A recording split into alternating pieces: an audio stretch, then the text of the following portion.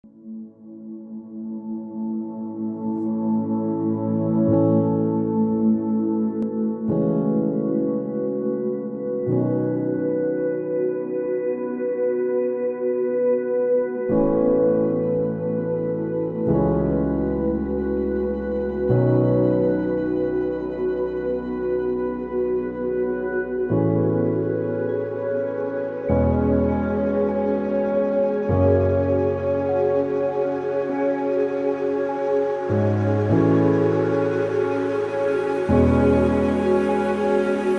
ही fulfilling journey रहा है और हर जर्नी में अप्स एंड डाउन्स होते रहते हैं।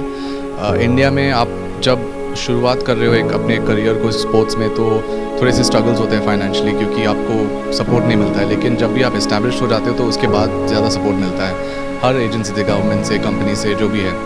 लेकिन एक ये जर्नी ऐसा रहा है कि बहुत ही ज़्यादा सीखने को मिला है और एंड कंटिन्यूसली मैंने अपने आप को इम्प्रूव करने की कोशिश किया है। तो in that sense I feel कि that's the thing that has kept me going. और एज एन एथलीट और एज अ ह्यूमन बीइंग भी I feel that I have evolved as a person, क्योंकि स्पोर्ट आपको बहुत कुछ सिखाता है।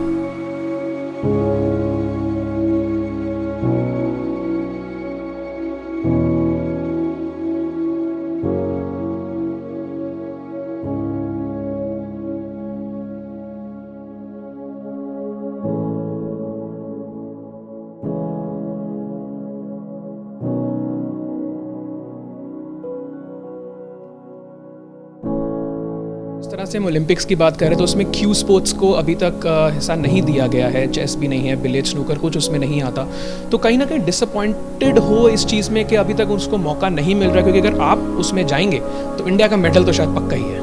वेल ऑफ कोर्स मैं ये सोचता हूँ कि अगर हमारे स्पोर्ट ओलंपिक में होता तो I would have love to win a medal for India. मैं इंडिया के लिए 100% में एक मेडल पूरी कोशिश करके मैं इंडिया के लिए मेडल लेके आना चाहता हूँ, लेकिन नहीं है ओलंपिक्स में। और it's not the end of the world, क्योंकि हम लोग का वर्ल्ड चैम्पियनशिप्स भी रहते हैं हर साल एनुअली, और हम लोग एशियन गेम्स और कॉमनवेल्थ गेम्स में भी नहीं है।